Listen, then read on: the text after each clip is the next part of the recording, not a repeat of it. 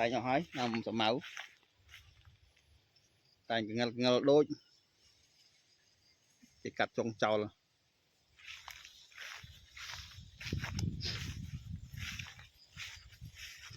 cầm sao map lại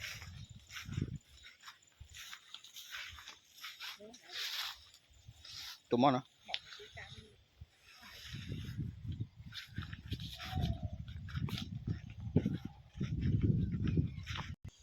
trong đầy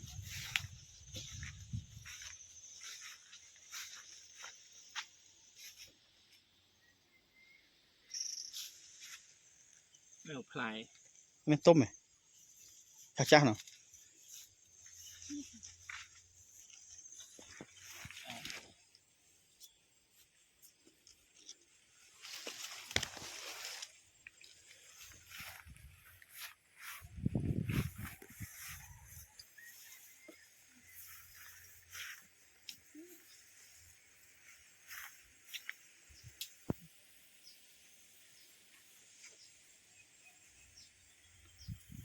đây bạn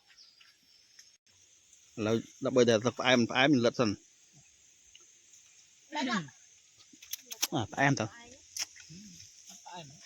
ở đập em tốt mà lên đồng đại thôi đúng không?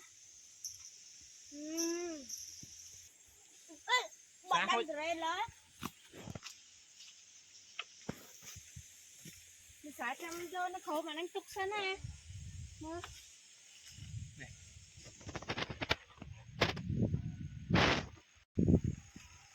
cô để lao vào đâu lật phòng nam